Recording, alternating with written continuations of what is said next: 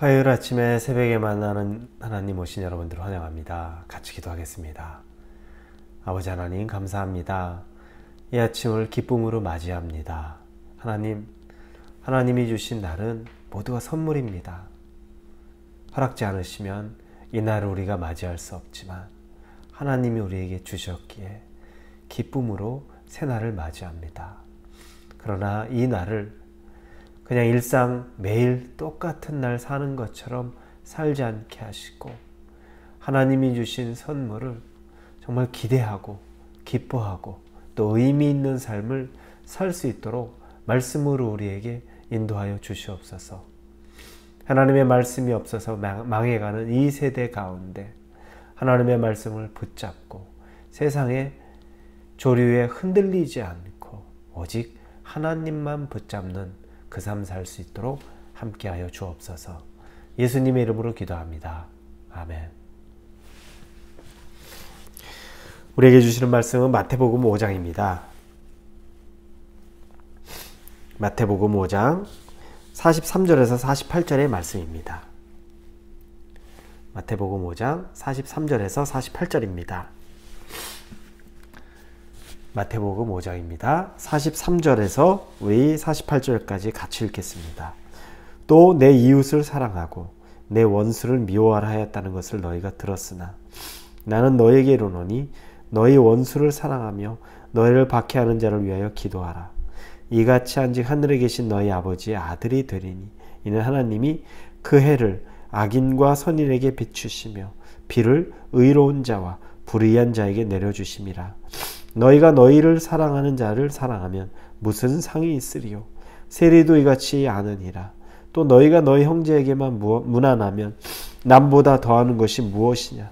이방인들도 이같이 아니하느냐? 그러므로 하늘에 계신 너희 아버지의 온전하심과 같이 너희도 온전하라. 아멘. 오늘 예수님은 또 구약의 말씀을 인용하시면서 또 오늘 말씀을 우리에게 주고 계십니다. 그 말씀은 레위기 19장 18절에 있는 말씀입니다. 원수를 사랑해야 된다. 내 주변의 사람들을 사랑해야 된다. 이 얘기입니다. 레위기에 나온 말은 사실은 이제 원수이기 전에 내 동족, 동포를 사랑하라. 내 이웃을 사랑하라. 그 말을 하는 겁니다. 사랑은 하나님의 그 존재 자체입니다. 그래서 요한일서 4장에 보면 하나님은 사랑이시라 라고 말합니다. 하나님 존재 자체가 사랑이기 때문에 우리 기독교에서 사랑이 빠지면 아무것도 아닙니다. 우리가 믿음, 소망, 사랑 이 세 가지가 항상 있을 것인데 그 중에 제일은 사랑이다라고 고린도전서에도 말하고 있습니다. 믿음보다 중요한 게 없는 것 같죠. 그러나 사랑이 이 믿음, 소망보다 더 중요하다는 것을 분명하게 말하고 있습니다. 왜냐? 사랑은 하나님 그 존재 자체이기 때문에, 기독교는 사랑이기 때문에 그렇습니다. 그러면서 우리가 형제를 사랑하는 것, 그런데 사랑이 사실 쉽지만은 않습니다. 우리 가정 환경에서도, 가정에서도 뭐 부모, 형제에게 상처받는 일 은근히 많지 않습니까? 그래서 그 안에서 사랑으로 다 해결될 것 같은데도 상처받는 일들 많습니다. 교회가 하나님의 성도들의 공동체인데도 사랑 때문에 이 교회 안에서 상처를 받는 경우들이 있습니다. 기대치가 더 높지요, 세상보다. 그래서인지 교회 안에서 사랑받지 못했다고 느끼면서 받는 상처들이 있습니다. 쉽지가 않습니다. 어느 것 하나 쉽지가 않은 것이 바로 우리가 알고 있는 사랑입니다. 그럼에도 불구하고 가정에서 서로 사랑하려고 노력합니다. 교회에서도 그 사랑의 끈을 붙잡고 어찌하든지 노력합니다. 그래서 가정이나 교회나 이 믿음의 공동체라고 말하는 공동체 내에서는 끈끈한 사랑이 그래도 가능합니다. 내 식구이기 때문에, 내 성도이기 때문에 사랑하는 거죠. 그런데 오늘 본문에서 예수님은 이걸 더 초월해서 말씀하십니다. 5장 44절에 나는 너희에게 이르노니 너희 원수를 사랑하며 너희를 박해하는 자를 위하여 기도하라. 원수를 사랑하며 박해하는 자를 위하여 기도하라 라고 말씀하십니다. 그저 우리가 서로 가족이니까, 성도니까 나 잘해주고 나 사랑하는 사람 나도 사랑하는 것, 그건 그렇게 의미 있는 것이 아니라는 겁니다. 그건 당연한 거라는 겁니다. 당연히 해야 될 일이고, 그리고 그렇게 나를 사랑하는 사람을 내가 사랑하는 건 어려운 일도 아니라고 말합니다. 그거 누가 어렵겠니? 나 사랑하는 거, 나도 사랑하는 거. 또 어떤 사람들은 이 삶을 살면서 굉장히 인사성도 밝고 예의도 밝고 아주 사회생활 하면서 인간관계를 잘 맺습니다. 그런데 그런 분들이 상처를 또 잘 받는 이유가 있죠. 왜냐? 나는 굉장히 예의 바르고 또 인사성도 바르고 아주 정확하게 상대를 대는데 상대방이 거기에 미치지 못합니다. 그때 상처받고 실망하고 때로는 분노하기까지 합니다. 이런 일들이 왜 있을까요?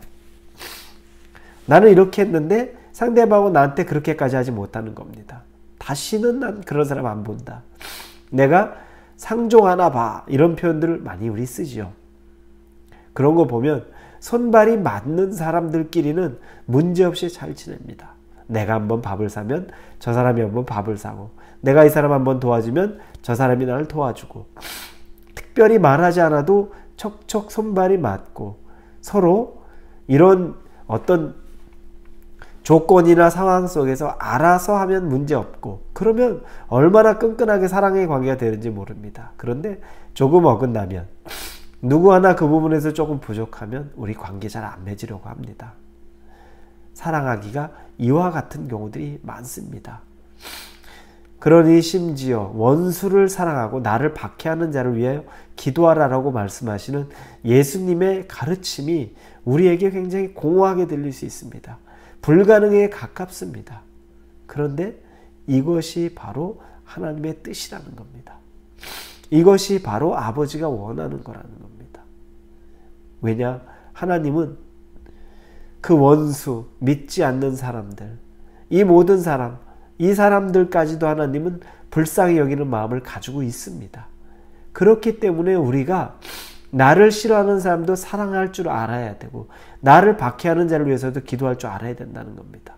왜 하나님이 그들을 사랑하는 것을 알 수 있을까요? 오늘 본문에 보면 45절에 이같이 한즉 하늘에 계신 너희 아버지의 아들이 되리니 이는 하나님이 그 해를 악인과 선인에게 비추시며 비를 의로운 자와 불의한 자에게 내려주심이라. 여기는 우리가 일반 은총이라고 말하는 부분을 설명하죠. 하나님이 악인이나 의인이나 모두 똑같이 해도 비춰주고 비도 내려준다는 겁니다. 모든 사람에게 동일하게 하나님이 일반적으로 은총을 허락하신다는 거죠. 특별 은총은 따로 있습니다. 구원받는 사람들이 따로 있습니다. 그러나 하나님이 모든 사람에게, 악인에게도 해가 비춰주고 비가 내린다는 거죠. 그러면 무엇이겠습니까? 하나님은 여전히 그들에게도 관심이 있다는 겁니다. 악인이 그냥 거저 구원을 받는다 이런 얘기가 아니라 여전히 하나님은 그 사람들에게도 관심이 있다는 겁니다. 그러면 먼저 믿은 우리들, 하나님의 사랑받고 있는 우리들, 하나님의 특별 은총을 받은 우리들이 그 사람들을 사랑하고 그 사람들을 기도해야 되는 것이 당연히 하나님의 자녀다운 일이라고 우리에게 가르쳐 주는 겁니다. 어렵죠. 그래서 제가 예전에도 말씀드렸지만 목회자들 사이에서 그런 얘기들을 합니다.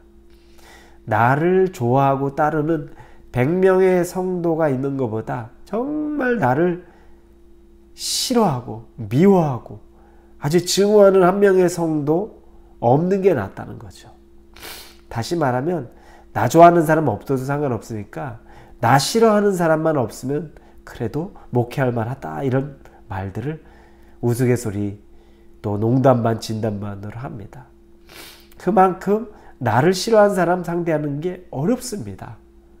그런데 예수님은 우리에게 담대하게 말씀하시죠. 원수를 사랑하고 심지어 나를 박해하는 자를 위하여 기도하라. 나를 사랑하는 자를 내가 사랑하는 건 누구나 다 하는 거다. 그러나 그 누구나 다 하는 것을 넘어서서 살아가는 것이 하나님의 아들의 삶이다라고 오늘 우리에게 말씀하십니다. 여러분에게 오늘 마음에 감동이 있는 불편한 분들이 있습니까? 사랑으로 여러분이 품기에 어려운 분이 있습니까? 기억나시는 분들을 위해 기도하시고 그분들에게 여러분이 사랑을 보여줄 수 있기를 예수님의 이름으로 축원합니다. 기도합니다. 하나님, 참 사랑이 어렵습니다. 그러나 하나님의 사랑을 받은 우리가 다시 사랑할 수 있습니다. 용기 내어 나를 사랑하지 않는 자도 사랑하고 나를 박해하는 자들을 위해서도 기도할 수 있는 하루가 되도록 인도하여 주옵소서. 예수님의 이름으로 기도합니다. 아멘.